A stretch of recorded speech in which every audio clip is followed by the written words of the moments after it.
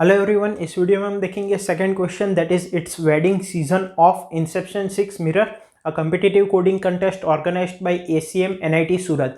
Also, once the questions are uploaded on GitHub, I'll provide the link to the questions in the description. Okay, so first of all, let us understand the question. It's wedding season. It's wedding season and Bob and Alice are doing preparations for the same. Currently, they are making special garlands. ठीक है, क्या बोला गया है कि marriage season है, इसलिए Alice and Bob ये प्रिपरेशन कर रहे हैं। इसलिए क्या कर रहे हैं ये लोग? स्पेशल गार्लैंड्स बना रहे हैं। ठीक है, okay. A special garland is a garland in which you can insert the flower between any two flowers. ठीक है, स्पेशल गार्लैंड की डेफिनेशन दी गई है। क्या बोला गया है कि कोई भी दो फ्लावर के बीच में हम एक और फ्लावर इंसर्ट कर सकते हैं। ठीक है, मान लो ये सब फ्लावर्स है और ये एक गार्लैंड है, तो हम यहाँ पे इन दोनों के बीच में एक और फ्लावर इंसर्ट कर सकते हैं। Okay, since the task is too boring, Alice decided to make it interesting. Every flower has a garland score. अब क्या बोला गया है कि सभी फ्लावर के साथ एक गार्लैंड स्कोर एसोसिएटेड है। Okay, a garland score is the minimum of the diameter of the neighboring flowers currently present in the garland. Consider the flowers to be spherical. ठीक है, अब आगे गार्लैंड स्कोर की definition दी गई है। क्या बोला गया है कि स्पेशल गार्लैंड पहले तो वो है जिनमें कि हम दो फ्लावर्स के बीच में एक फ्लावर इंसर्ट कर सकते हैं। ठीक है, आगे बोला गया है कि गार्लैंड स्कोर कोई भी एक फ्लावर का क्या होगा, जो कि अपने जो नेबरिंग फ्लावर्स है, ठीक है, जब हम इंसर्ट कर रहे हैं तब जो नेबरिंग फ्लावर्स है उनमें से जो मिनिमम डायमीटर वाला है वो उसके डायमीटर लेंथ के बराबर। मतलब कि मान लो अगर इसके डायमीटर लेंथ 9 है, इसकी 7 है, इसकी 5 है, अगर हम यहाँ पे एक एंटर करते हैं फ्लावर तो इसका गार्लैंड स्कोर क्या हो जाएगा? 7, क्योंकि इसके आसपास जो फ्लावर्स है उनकी डायमीटर 9 और 7 है। ठीक है, तो इनमें से मिनिमम कौन है? 7, तो इसका स्कोर हो गया 7। अब मान लो हमने एक ही फ्लावर इंसर्ट किया है जिसकी डायमीटर है 9 और हम दूसरा एक फ्लावर इंसर्ट कर रहे हैं। ठीक है, तो इसका गार्लैंड स्कोर क्या हो जाएगा? 9, क्योंकि एक ही फ्लावर है। ठीक है, okay okay. Consider the flowers to be spherical. Alice decided that they would insert the flowers one by one in such a way that the sum of the garland score of all the flowers is maximum. A garland is an arrangement of flowers such that they form a loop. ठीक है, garland की definition आगे दी गई है और क्या बोला गया है कि वो लोग डिसाइड करते हैं गार्लैंड में फ्लावर्स इंसर्ट करने का जो तरीका है वो डिसाइड करते हैं कि वो इस तरह से डिसाइड करेंगे, इस तरह से इंसर्ट करेंगे flowers one by one such that sum of garland score is maximum. ठीक है, okay. Find the maximum value of the sum of the garland score of all flowers. Bob is unable to find the maximum sum of score that he can achieve after arranging. Help Bob find the maximum sum. और फिर नीचे example दिया गया है। 4 flowers है जिनकी diameter value है ये और आंसर 13 है। अब देखिए यहाँ पे जो एग्जाम्पल दिया गया है उसके हिसाब से अगर क्वेश्चन को समझे तो क्या बोला गया है? पहले तो ये गार्लैंड की डेफिनेशन दी गई है कि वो एक क्लोज्ड लूप है।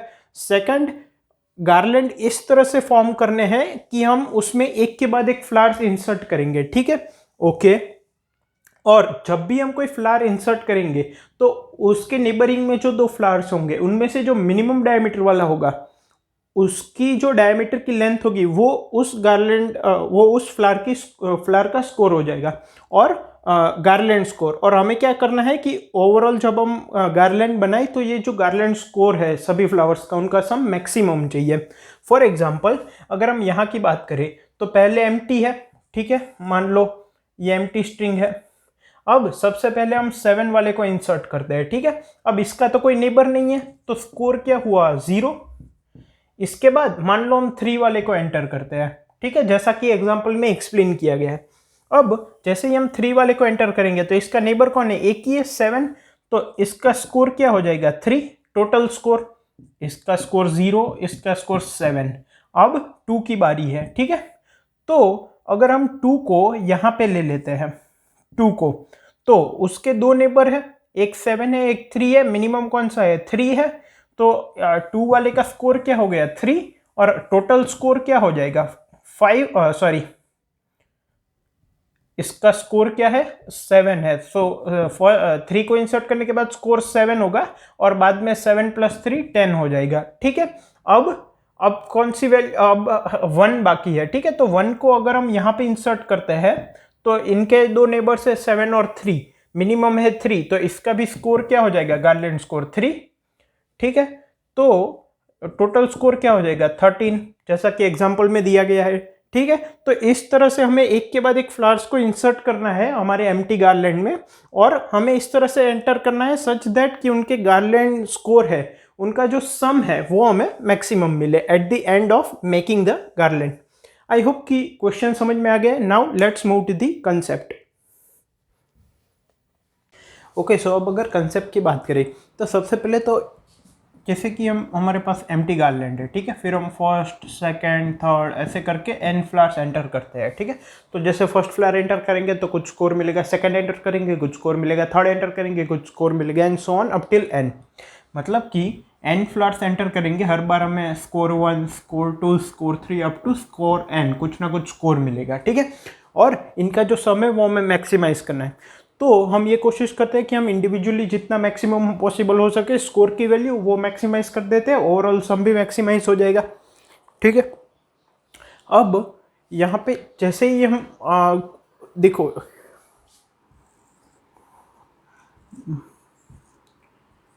मान लो इसकी वैल्यू है a, इसकी वैल्यू है b और इसकी वैल्यू है c।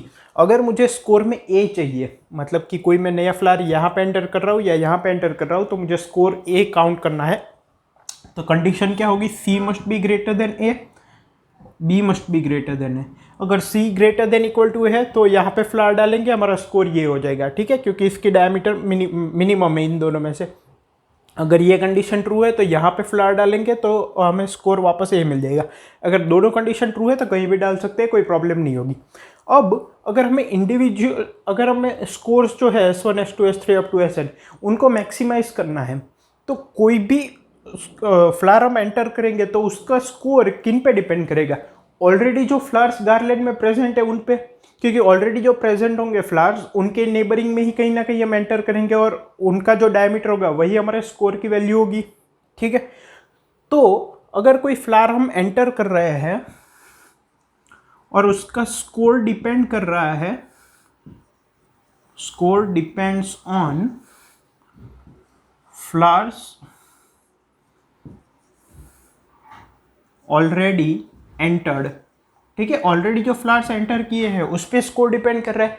तो अगर उस पर डिपेंड कर रहा है तो अगर हम मैक्सिमम डायमीटर्स के फ्लावर्स को पहले एंटर करें, तो जैसे ही हम नया फ्लावर एंटर करेंगे तो जो ऑलरेडी एंटर्ड फ्लावर्स होंगे उनका डायमीटर जितना ज़्यादा होगा उतना ही ज़्यादा हमारा स्कोर होगा। ठीक है, अगर प्रीवियस फ्लावर्स पे डिपेंड कर रहा है स्कोर तो हम मैक्सिमम डायमीटर वाले फ्लावर्स को पहले एंटर करने की कोशिश करेंगे। मतलब enter flowers in decreasing order of diameter. ठीक है, हम फ्लावर्स को डिक्रीजिंग ऑर्डर ऑफ डायमीटर में रखेंगे सच दैट कि कोई भी एक पॉइंट पे अगर हम फ्लावर एंटर करते हैं तो जितने भी उनसे बड़े वो ऑलरेडी एंटर हो, तो जो हम फ्लावर एंटर कर रहे हैं उसका स्कोर भी उनसे बड़े वाले डायमीटर पे डिपेंड करता हो। ठीक है, मतलब कि अगर मान लो 1, 2, 3, 4, 5 है। ठीक है, और अगर हमने 4 और 5 एंटर किया है तो 3 को एंटर करेंगे तो हमारा स्कोर होगा 4। उसी की जगह अगर 1 और 2 को एंटर किया है और 3 को एंटर करेंगे तो स्कोर होगा 1। ठीक है, तो यहाँ पे स्कोर 4 मिल रहा है, यहाँ पे 1 मिल रहा है। तो जो मैक्सिमम डायमीटर वाले हैं उनको हम पहले एंटर करेंगे। ठीक है, ओके। अब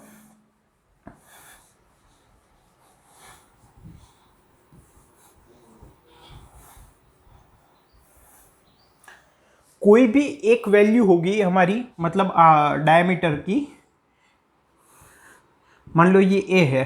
ठीक है, ये B है, ये C है। ये कब तक हम आंसर के दौर पे ले सकते हैं, कब तक हमें आंसर के फॉर्म में मिलती रहेगी, जब तक उसका जो नेबरिंग डायमीटर होगा वो उससे बड़ा होगा। ठीक है, लेकिन हम तो डिक्रीजिंग ऑर्डर ऑफ डायमीटर में एंटर कर रहे हैं फ्लावर्स। तो अगर मैं A के बाद कोई एंटर करूंगा फ्लावर, मान लो अभी कंडीशन है B must be greater then, B is greater than है, C इज ग्रेटर देन है। ठीक है, दोनों कंडीशन ट्रू है। अभी मैं इसके बाद कोई फ्लावर डालूंगा, ठीक है, तो उसकी diameter less than equal to A होगी।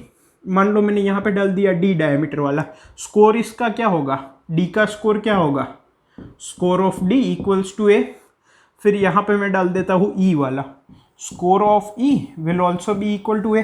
लेकिन अब क्योंकि हम डिक्रीजिंग ऑर्डर ऑफ डायमीटर्स में डाल रहे हैं, तो अब मैं यहाँ पे या यहाँ पे फ्लावर डालूंगा, तो यहाँ पे फ्लावर डालूंगा तो उसका स्कोर होगा ई, और यहाँ पे फ्लावर डालूंगा तो उसका स्कोर होगा डी। क्योंकि हम डिक्रीजिंग ऑर्डर ऑफ डायमीटर्स में डाल रहे हैं, तो D is less than equal to A, E is less than equal to A. इसका मतलब हमें हमारे क्वेश्चन में कोई भी एक फ्लावर का स्कोर मैक्सिमम 2 टाइम्स काउंट होगा, ठीक है।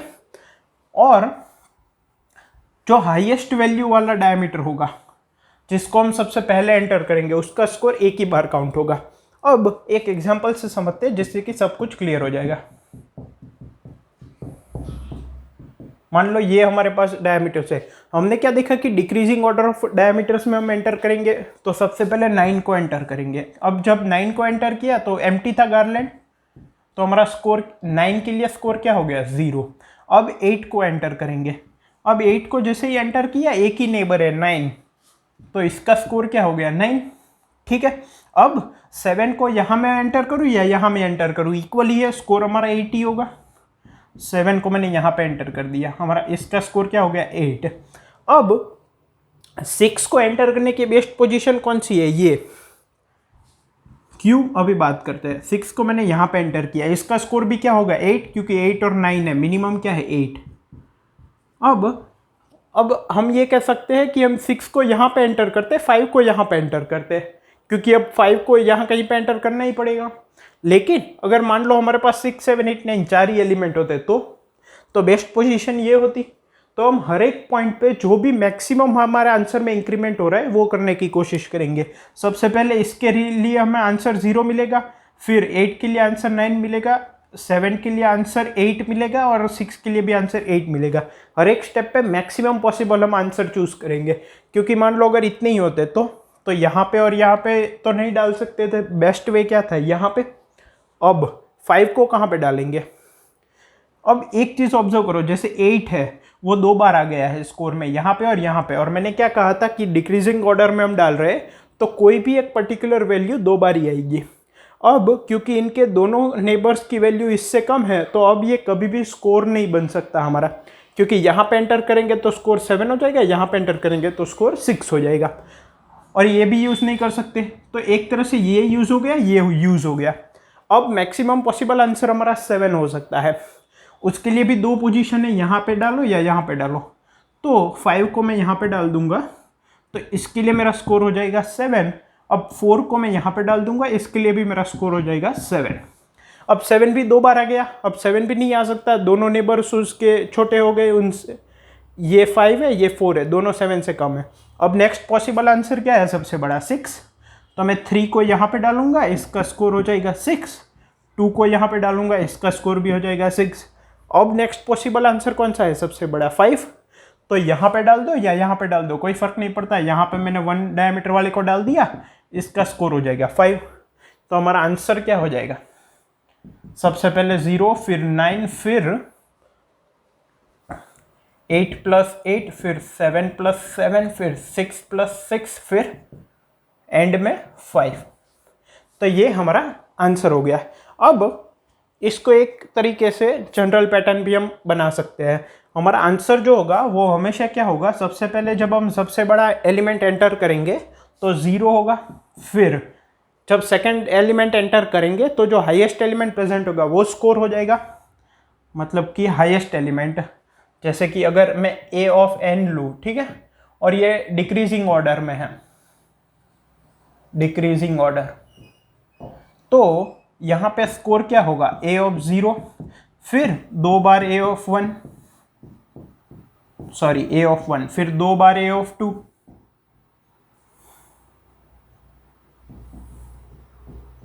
फिर 2 बार a ऑफ 3, अप टू कब तक चलता रहेगा, जब तक हमारी ये जो एलिमेंट्स है वो n के बराबर ना हो जाए। टोटल हमें n एलिमेंट्स लेने हैं, तो ये जब तक n के एलिमेंट्स के बराबर नहीं हो जाता तब तक ये प्रोसेस रिपीट रहेगी, ठीक है। तो ये है कंसेप्ट। अब इसको इम्प्लीमेंट कैसे करेंगे वो देखते हैं। अब इम्प्लीमेंटेशन में हमने क्या देखा कि जो n एलिमेंट्स है तो सबसे पहले हम डिक्रीजिंग ऑर्डर में एंटर करेंगे और हाईएस्ट एलिमेंट के लिए हमारा आंसर 0 होगा, सेकंड हाईएस्ट के लिए हमारा आंसर हाईएस्ट एलिमेंट होगा एंड फिर एक ही एलिमेंट दो बार रिपीट होंगे जब तक n एलिमेंट्स नहीं हो जाते। इसका मतलब मान लो हमारा a है, उसको मैंने शॉर्ट कर दिया, ठीक है, किस ऑर्डर में? डिक्रीजिंग ऑर्डर में। तो मैं क्या करूंगा, सबसे पहले आंसर की वैल्यू ले लूंगा a of 0 plus 0 which is equal to a of 0। ये सबसे पहला एलिमेंट एंटर करेंगे तब 0, सेकंड एलिमेंट एंटर करेंगे तब a ऑफ 0, ठीक है। दो एलिमेंट्स एंटर हो गए, हमें टोटल n एलिमेंट्स एंटर करने हैं, आई मीन n फ्लावर्स। तो n की value n equal to n minus 2 कर देंगे, ठीक है। अभी for i equals to 1, i is less than equal to n, i plus plus, ठीक है। और j एक वेरिएबल लेंगे, उसकी वैल्यू ले लेंगे 1, क्योंकि a ऑफ 0 ले लिया है। अब j क्या डिनोट करेगा? a ऑफ j, जो कि हम स्कोर में ऐड करेंगे। तो अगर if i modulo 2 equal to 0, ठीक है, अगर ऐसा हुआ, या तो फिर हम क्या करेंगे, पहले आंसर में ऐड कर दो a of j, answer equals to answer plus a of j, ठीक है। If i modulo 2 equal to 0, मतलब कि दो एलिमेंट्स हो गए हैं, तो हम क्या करेंगे, j की वैल्यू को बढ़ा देंगे, क्योंकि सभी एलिमेंट्स दो बार आने चाहिए, ठीक है। So this will be the implementation. अब जैसे ही यहाँ पे बार आएंगे हमें आंसर मिल जाएगा, ओके। सो आई होप कि आपको समझ में आ गया है। इनिशियली आंसर ये हो जाएगा a of 0 plus 0, that is a of 0, और फिर ये for loop. And I hope कि कंसेप्ट भी क्लियर है आपको और इम्प्लीमेंटेशन भी, और जो सॉल्यूशन का कोड है वो मैंने कमेंट में प्रोवाइड किया है। Thank you.